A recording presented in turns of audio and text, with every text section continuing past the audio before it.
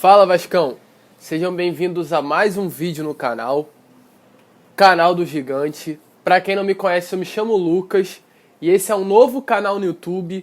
Aqui a gente traz notícias diárias sobre o Clube de Regatas Vasco da Gama, trazemos pós, pré-jogo e hoje a gente vai analisar o jogo de ontem entre Vasco e Goiás, vai trazer algumas notícias novas que aconteceram após o jogo, vai falar um pouco também sobre o jogo de quarta-feira da Copa do Brasil, sobre vendas, sobre um dinheiro que pode aparecer em São Januário. Então se ligue no vídeo, fique até o final que você vai ter muitas novidades do seu clube de coração. Ontem o Vasco empatou com a equipe do Grêmio em São Januário. Eu falei no pós-jogo, no vídeo que eu trouxe, que o Vasco realmente jogou mal o primeiro tempo. O Vasco jogou mal não só o primeiro tempo, mas também o segundo tempo. Foi um jogo muito ruim, foi o pior jogo do Vasco no comando do Ramon Menezes. Infelizmente, nós torcedores vascaínos esperávamos uma vitória, né? Dentro de São Januário, o Vasco bem, 100%. Acho que todo vascaíno esperava essa vitória contra a equipe do Grêmio. Porém, a equipe do Grêmio é muito boa, então o empate também não foi um resultado tão ruim.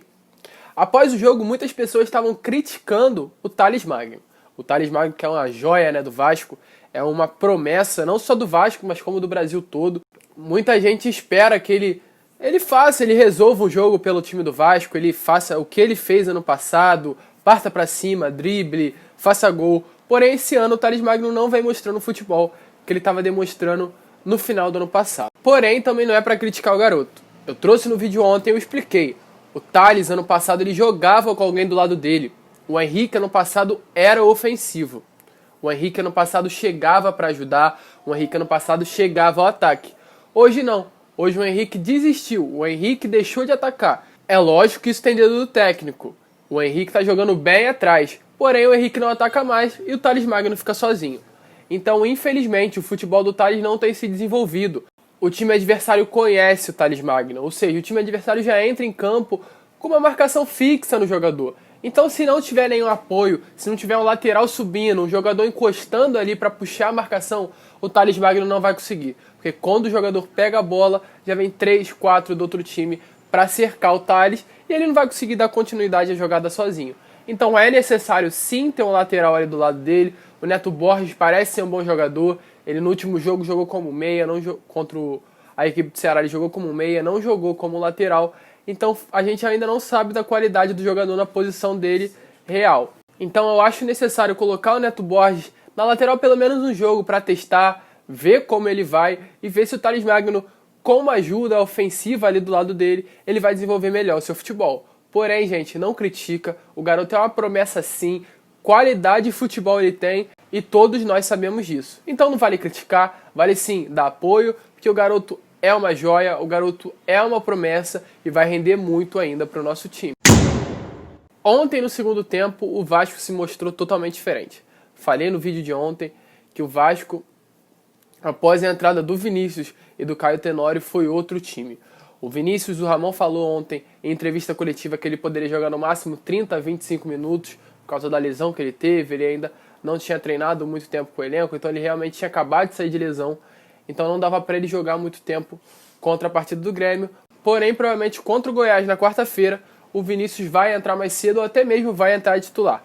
O garoto tem um futebol excelente e muita qualidade. Então se ele puder jogar na quarta-feira, vai ser uma grande ajuda no setor ofensivo da equipe Cruz Maltina. Para quem não sabe, o Vasco é a melhor zaga do Brasil. Sim, o Vasco só tem um gol sofrido no campeonato todo. É o time que sofreu menos gols no Campeonato Brasileiro, e Ricardo Graça e Leandro Castan vem fazendo um ótimo trabalho no setor defensivo do Vasco. O Ramon realmente ajeitou a casinha, como é falado, né? O Ramon ajeitou ali atrás o Vasco sofre pressão, porém não passa nenhum perigo, a bola pouco chega ao gol do Fernando Miguel, então atrás, defensivamente, o Ramon fez um ótimo trabalho com a equipe Cruz Maltina, e por isso a zaga Leandro Castan e Ricardo Graça é a zaga melhor do Brasil. Tem aqui alguns dados referentes à dupla vascaína.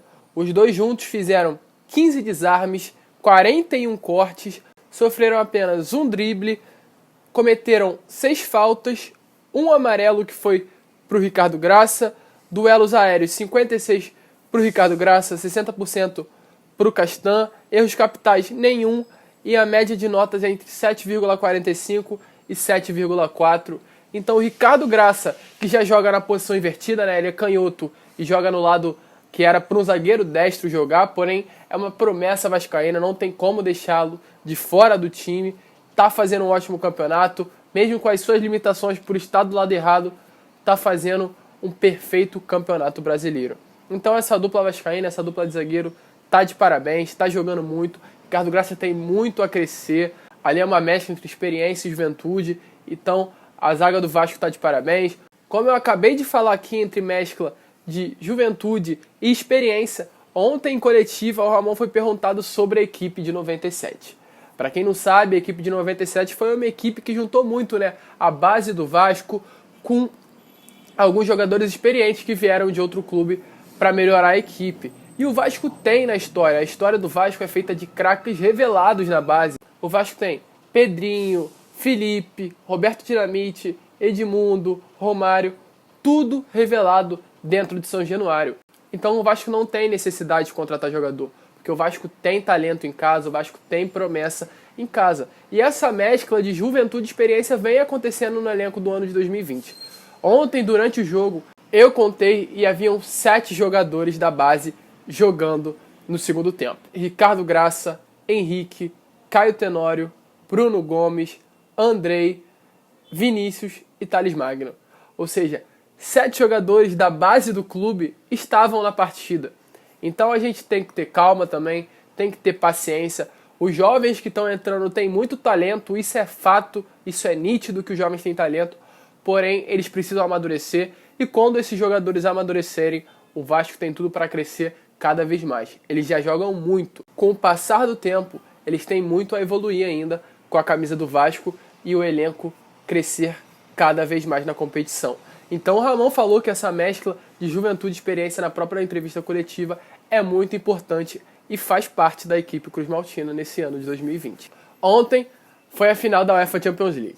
No horário do jogo do Vasco, estava acontecendo a final entre Bayern e PSG e o Felipe Coutinho, cria do Vascão, como eu falei agora, o Vasco se cria, o Vasco não se contrata, não precisa de contratação, foi campeão da UEFA Champions League, foi o primeiro jogador, foi o primeiro cria da base do Vasco a ser campeão dessa competição tão importante no nosso futebol. A janela de transferências da Europa abriu e o Felipe Coutinho, apesar de estar jogando no Bayern, é jogador do Barcelona e há grandes clubes interessados no jogador e o Barcelona quer vender. Um clube que está interessado no jogador é o Arsenal. O Arsenal quer o Felipe Coutinho e o Barcelona quer vendê-lo. E o time catalão pede por volta de 80 milhões de euros ao Felipe Coutinho, que seria 530 milhões de reais. É uma grande bolada e o Vasco teria parte nesse dinheiro aí. O Vasco tem direito a 2,25% de todas as negociações envolvendo o Felipe Coutinho. Esse 2,25% de 530 milhões de reais equivalem a 12 milhões de reais para o Clube de Regatas Vasco da Gama.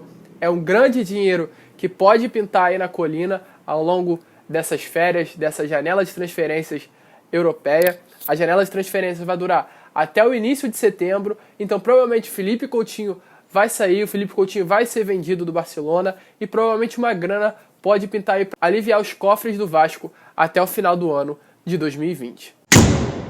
Rapaziada, essas foram as notícias do dia. Deixa o like aí, se inscreva no canal, compartilha para todo mundo esse vídeo. Canal do Gigante chegando aí no YouTube com tudo. Muito obrigado por ter assistido o vídeo até o final. Um grande abraço e saudações vascaínas.